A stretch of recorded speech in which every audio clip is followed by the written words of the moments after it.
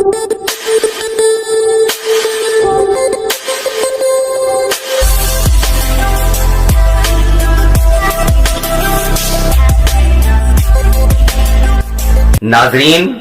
अख्तर आजमी का आदाब कबूल फरमाएं। गुज़िश्ता क्लास में, इससे पिछली वाली क्लास में आपने हरफे इल्लत के बारे में पढ़ा था। आज हम एराब के बारे में पढ़ेंगे कि एराब क्या होते हैं। तो एराब क्या होते हैं, आइए हम देखते हैं कि एराब क्या होते हैं। उर्दू जबान में आपने देखा होगा या सुना होगा, या फिर आप मशकूक रहते होंगे कि ये जो जेर, जबर, पेश, तशदीद, जज्म, ये सब क्या है, इन्हीं को हम एराब कहते हैं।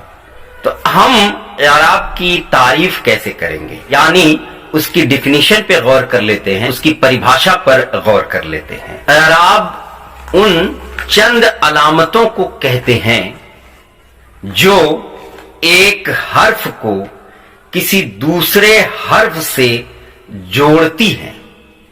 एक हर्फ लीजिए, कोई भी हर्फ, और फिर दूसरा हर्फ लीजिए, उन दोनों हुरूफ को जोड़ने वाले अलामतों को एराब कहते हैं। एराब उन चंद अलामतों को कहते हैं जिनके जरिया हुरूफ का आपस में मेल होता है या एक दूसरे से जुड़े होते हैं।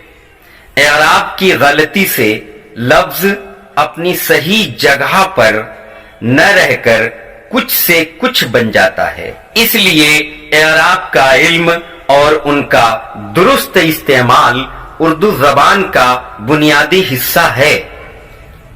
इन्हीं एराब की मदद से, जिनका जिक्र आगे किया जाएगा, अल्फाज के हिज्जे किए जाते हैं। जब भी एराब लगाने में गलतियां होती हैं तो हम उसको गलत तलफ्फुज का नाम देते हैं। उर्दू, अरबी और फारसी तीनों जबानों के एराब यानी जेर, जबर, पेश और जज्म एक जैसे हैं, जबकि मद, तशदीद और तनवीन अलामतें कहलाती हैं। देखिए नाजरीन, ये जो जेर, जबर, पेश, जज्म, मद, तशदीद वगैरह, ये सब जो कुछ भी अभी आ रहा है आपके सामने, यही अलामतें एराब कहलाती हैं। जेर, जबर और पेश में से हर एक को हरकत कहते हैं। ये जितने भी हैं, जेर है, जबर है, पेश है, ये हरकत कहलाते हैं।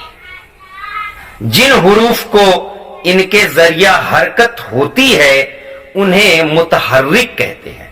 अब देखिए, यहां समझने की एक बात है, जैसे मैं आम अगर लिखता हूं, जैसे मैंने आम लिखा, आम, अलिफ, मदा और मीम, आम, तो इसमें ये साकिन हो जाएगा मीम, और ये मुतहर्रिक हो जाएगा। मुतहर्रिक की वजह से, मुतहर्रिक के सबब, मुतहर्रिक के कारण हरकत होती है। जैसे जबर, पेश, जेर, मद, इस पे मद लगी हुई है। तो ये जितने भी एराब आप देखते हैं, इनकी वजह से हरकत होती है, और जिस हर्फ पर हरकत होती है उसे मुतहर्रिक कहते हैं, और जिस पर नहीं होती है उसे साकिन का नाम दिया जाता है। साकिन, साकिन, मुतहर्रिक, मुतहर्रिक, साकिन। इसमें आ, अलिमदा आ मुतहर्रिक है और मीम साकिन हुआ। अब हम एराब के नाम लिखते हैं। तो देखिए नाजरीन, सबसे पहला है जेर, फिर दूसरा है जबर, तीसरा है पेश, चौथा है जज्म, और पांचवा है तशदीद, छठा है मद, और सातवां है तनवीन। तो تو یہ جو 7 اعراب ہیں موسٹ امپورٹنٹ ہیں, بہت ہی مخصوص ہیں, بڑے کام کے ہیں, تو اس لیے ان اعراب کو بہت ہی غور سے پڑھنا ہے اور سمجھنا ہے. تو آئیے سب سے پہلے ہم زیر کو لیتے ہیں. زیر کی میننگ ہوتی ہے, زیر کے معانی ہوتے ہیں نیچے کے, یعنی وہ اعراب جو نیچے آتا ہے. بنیت, بلو, اگر ہم انگریزی میں کہیں زیر کا ہو سکتا ہے بنیت, بلو سینونیمس ہیں, جس کو ہندی میں پریائے واچی کہا جاتا ہے اور انگریزی میں سینونیمس کہا جاتا ہے. تو یہ سارے کے سارے ایک ہی جیسے. تو زیر کا مطلب ہوتا ہے نیچے. زیر کے معانی ہے نیچے. چونکہ یہ ترچھی لکیر کسی بھی لفظ میں حرف کے نیچے لگتی ہے, اس لیے اس کو زیر کہتے ہیں. یہ جو جملہ میں پڑھ رہا ہوں اس سے بہت ساری باتیں سامنے آ رہی ہیں کہ یہ ایک ترچھی لکیر ہے اور نیچے کو کھینچی جاتی ہے. عربی میں اس کو کسرہ کہتے ہیں, اور جس حرف کے نیچے زیر ہوتی ہے اس کو مکسور یا مکسورہ کہتے ہیں. جیسے دل, گن, مسکین وغیرہ. اب آپ جو یہ دیکھ رہے ہیں دل, گن, مسکین, اس کو ہم کیا کہیں گے؟ مذکورہ کہیں گے. اب آپ دیکھ رہے ہیں کہ جن جن حرف کے نیچے زیر لگا ہے انہیں ہم مکسورہ کا نام دیں گے. جیسے آپ دیکھیے دل, دل میں دال کے نیچے لگا ہے تو یہ مکسورہ کہلائے گا. گن میں گاف کے نیچے لگا ہے تو یہ مکسورہ کہلائے گا. اسی طرح سے مسکین میں میم کے نیچے لگا ہے تو اس لیے یہ مذکورہ کہلائے گا. نمبر 2, زبر. اگر ہم زبر کی بات کریں تو زبر کا مطلب ہوتا ہے اوپر کے. نمبر 2, زبر. زبر تو زبر کا مطلب یہ ہے کہ وہ اعراب جو حرف کے اوپر لگایا جائے گا. زبر کے معانی اوپر کے ہیں.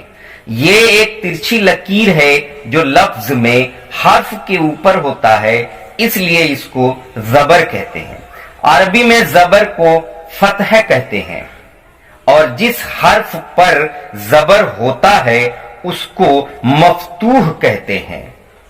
مفتوح جیسے اسلم, سلطنت, مرکز وغیرہ. اب آپ سمجھ گئے ہوں گے. اسی طرح سے آپ کا پیش ہے. نمبر 3 کی بات اگر ہم کریں, پیش.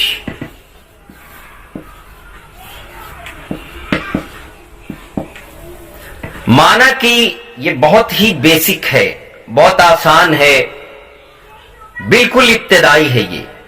لیکن اگر آپ ابتدا سے نہیں چلیں گے تو آپ کو اردو زبان نہیں آئے گی اور پھر اردو شاعری میں مشکلوں کا سامنا کرنا پڑے گا. اسی لیے یہاں بالکل ابتدائی تعلیم دی جا رہی ہے, بالکل بیسک دی جا رہی ہے. تو اسی طرح سے ناظرین پھر ہم دھیرے دھیرے آگے بڑھیں گے اور پھر اردو زبان کی قواعد میں اور بھی اندر کی طرف داخل ہوں گے. لیکن ابھی بہت شروعاتی, بہت ہی کام کی, اسے ضرور آپ پڑھیے, ضرور دیکھیے, ضرور غور کیجئے. تو پیش کی ہم بات کرنے والے تھے. پیش کا مطلب یہ ہے کہ جب آپ کوئی حرف لکھتے ہیں اور پھر اسے بولتے ہیں تو آپ کی زبان آگے کو آ جاتی ہے. پیش جیسے اول, اونٹ, یہ سارے جو لفظ ہیں ان میں آپ جب بولیں گے تو آپ کی زبان آگے کو آ جائے گی. یہ گرامیٹیکلی بتایا گیا ہے.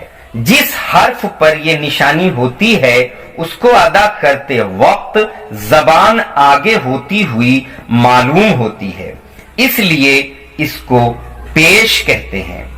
پیش کا مطلب ہوتا ہے سامنے, آگے. مثلا چپ, بلبل, گل وغیرہ.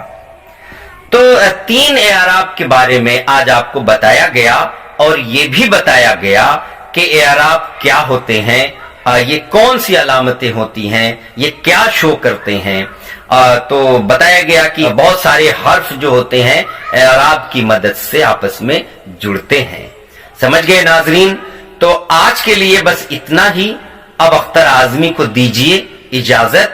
بہت بہت شکریہ.